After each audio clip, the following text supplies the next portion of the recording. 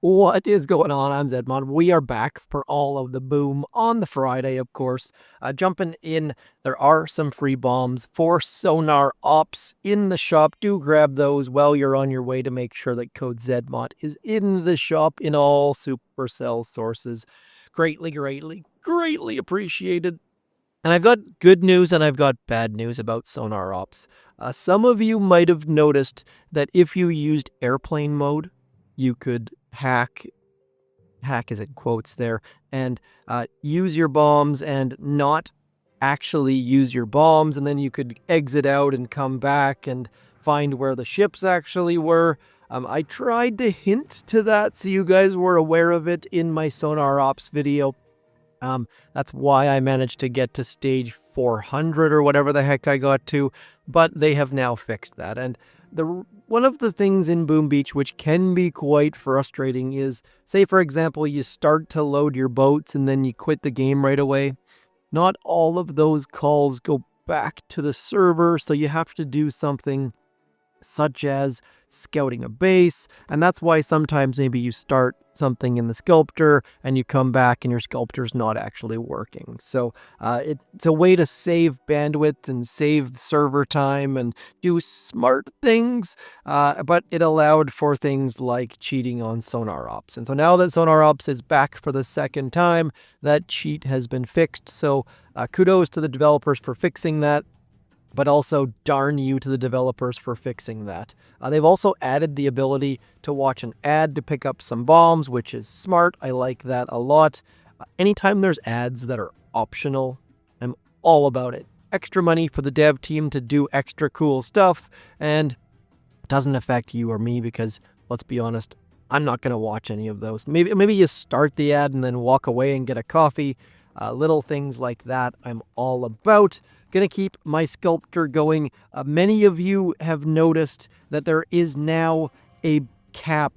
No cap here, folks. You cannot have more than 10,000 of any color of shard. That means if I clear my map and I get some red shards, they don't actually come to my sculptor. So I am only making red statues at the second.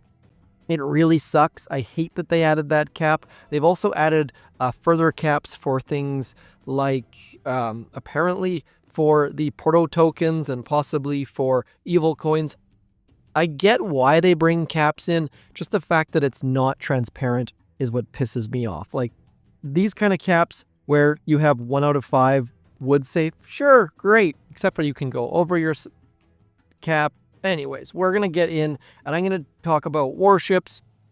And in Warships, there is a brand new feature or tech or whatever, and that is sky shields have been completely and utterly changed. And to make it even more confusing, sky shields haven't changed at all. So how it used to work back when skill was rewarded in Boom Beach, you could find that teeny tiny corner that was poking out of the sky shield and flare it, and your troops would go there, and the person who had placed the sky shield incorrectly would be pissed off or mad. And that was the biggest problem, is that they couldn't see that the very bottom corner of this cannon right here, let's just do a little bit of drawing, was poking out. And part of the reason for that is because Boom Beach uses this awkward perspective where this building in the bottom is closer and this building at the back is smaller because it's this isometric bird's eye view 3D that they're trying to show. And that's why you can see like around buildings a little bit, but with the sky shield it gets super confusing because it looks like you can see part of a building but then you can't see part of a building, and that's where, like, you should be able, in theory, in my mind, if you are a skilled player who can zoom in, you should be able to flare right there, because that bottom part of the sky, and that's the other part about sky shields that are confusing, is that there's a top part and a bottom part, and the top part is only this visual thing that's supposed to make it look like it's tall, and the bottom part is what it actually covers. So in theory, you should be able to flare right there, you should be able to flare back there, and obviously you should be able to flare that cannon right there. But they went and watered down flares and made flares absolutely stupid. But now that we've boosted this up with flares, we can actually show you what I'm talking about. So if we try and flare that cannon, you'll notice that the flare now circles the building. It doesn't matter if you hit the bottom corner. It doesn't stay where it used to be. It just hits the middle of the building. And that's for operations and where people would flare and miss the building and then not notice it. And so if we try and use it on this right here, we can do it. If we try and do it on the flamethrower, we can do it. And that's because the center of each building is visible by the barest of slim regions. And this is where it gets confusing and frustrating. If we try and flare that critter launcher, which sure looks like it's very much sticking out, you can't actually flare it, which is super confusing. I am tippy tapping in the top left-hand corner of that critter launcher, and it's dropping my flare in that bottom right-hand corner. So generally speaking, it's center bottom corner that is the part that shows whether you can flare it or not. So we're going to keep flaring around, and you can see that most of the buildings that look like you should be able to flare, you can, and then you get to that shock launcher over there and you just can't flare it. And I think this makes things way more confusing and way more stupid, and I think that they should revert flares because this change is terrible. But I just wanted to explain to you why this is happening and why Warships is so frustrating right now, because I've heard from a bunch of you that if you have quit the season because that critter launcher is clearly not protected by the sky shield, and you just can't get it. And you can't zoom in and use your skill and carefully touch. It just reverts to the middle of the defense, and it pisses me off. So with that rant and grumble out of the way, let's just turn the mic down a little bit. There we go, a little bit less yelly perhaps. Do let me know what you think about the audio at all times. Just trying to make it a little bit more clear. Don't have the ideal setup anymore. We have won a bunch of games. I have just unlocked, I'll show you where my tech tree is. Sky Shield definitely helps. I have just got the extra troop damage. Really looking forward to using that troop damage. I have not yet used it, and my times are like 2 minutes 1, 2 minutes 6, 2 minutes 5, 2 minutes 13, and it's all about sending my troops somewhere and clearing some things. And notice I got Everspark over here because I want her critters to get this engine room, and then we're just gonna flare. I've watched a tiny bit of other people's attacks, but not as much as I should have, and then keeping Everspark and her gang moving, keeping things tiny shocked, and then trying to keep Everspark's critters clearing back there. And then notice I dropped these guys over here because they had to clear that middle one. And then as soon as I've got enough critters back there, we're flaring onto that one, and then just relying on critters to kill an engine room. My attacks are not pretty, but we've just added 50% more troop damage, which is going to make our critters stronger and our troops stronger. But I really love the fact that critters now get that troop damage, and that can be an absolute game changer at the moment. So we are going to save this engine room right here. This one should be fairly straightforward, not overly concerned, and you can use Bombardiers as well, and if you use Bombardiers, you can flare like your troops over into here, but I just found that I wasn't getting as good of value by flaring into space. Flaring onto the engine room, I know exactly what is going to happen every single time, and then I just need to watch and see what's going to happen. And you know what? We're just going to let these guys clear a little bit, because we're going to get some critters onto that engine room, and then once we get going, we can get back into here, and then we've got enough critters back into there. Let's drop another one, and then might as well try to keep Everspark alive, and we'll flare back into there again. And then as our critters slowly but surely clear some things, we're going to drop some more back there. And these critters are going to clear things, and those guys are going to clear things. And now that that's flare is expired, we can drop some guys over here. Lots of mines over here are definitely making me a little bit concerned, but should be good as far as clearing all of those things. And now we're just going to flare back into there with a tiny shock and a tiny shock and another flare, and that should get enough troops onto there. And yes, we are not doing terribly well, but that is going to go down. These guys are going to clear back in this neighborhood, and not great. Definitely not great, but again, like I said, we should be able to just leave those critters there and send our troops back into here. I told you this was not going well. We need to get all of our dudes back into here. Tiny shock, just because these critters are eventually maybe going to join the party as our heavies and stuff get onto engine rooms. And should I have flared the, you know what, let's go onto this engine room, because worst case our critters are going to get there. We're going to get some more critters, and I got slower with more troop damage, which is not super duper great. But against Kneeboy, maybe we can pick up the win, and it looks like we are going to. They are going to... They haven't fizzled yet.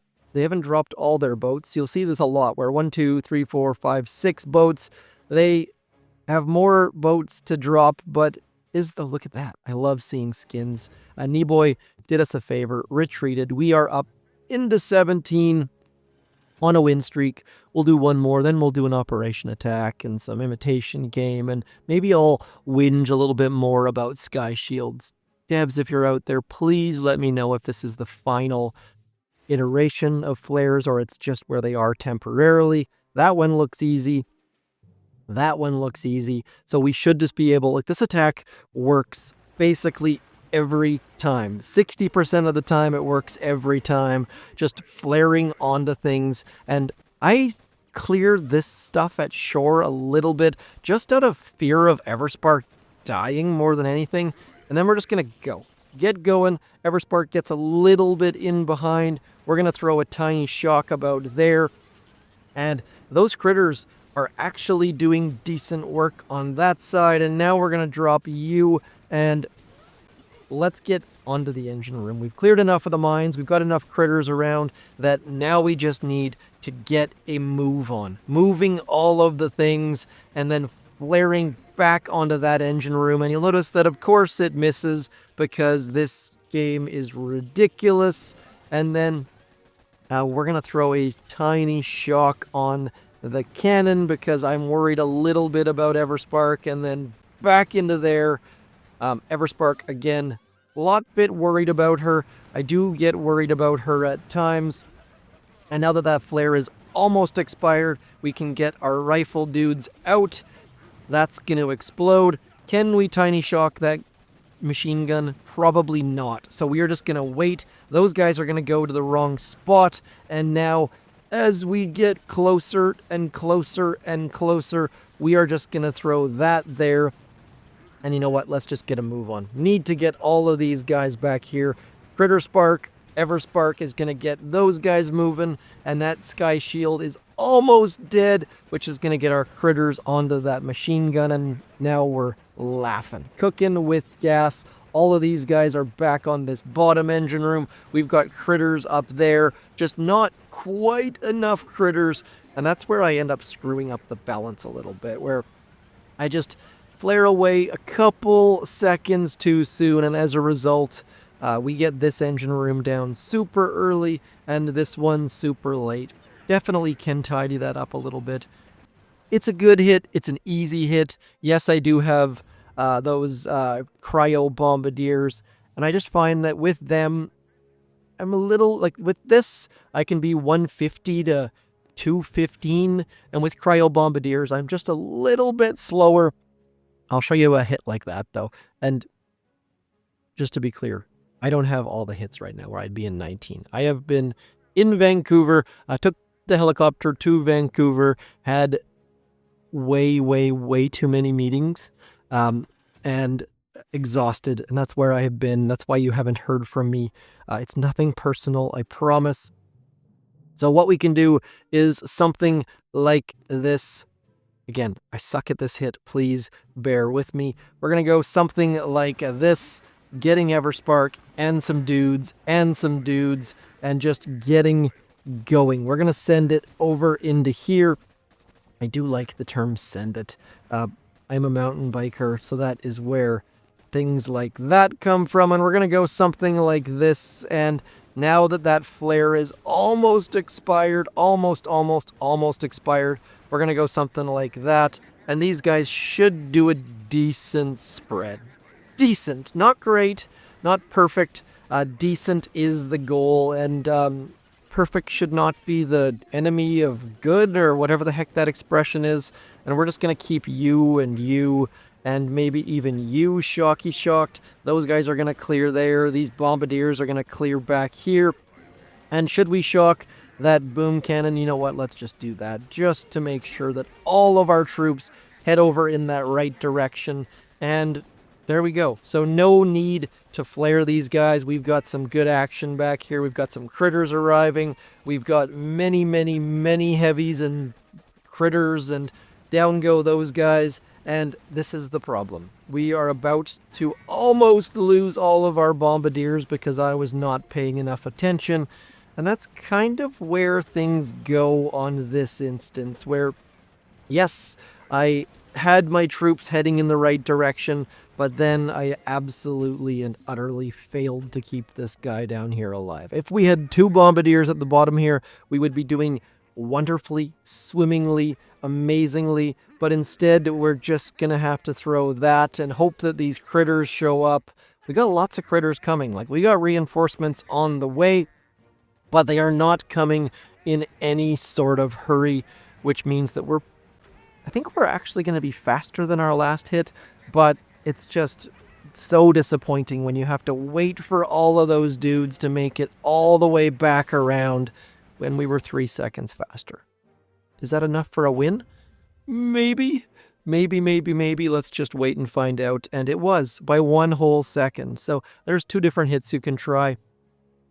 It's really all about trying to get Everspark and her critters to do all of the good stuff, but sometimes I screw up. So that's where I'm at.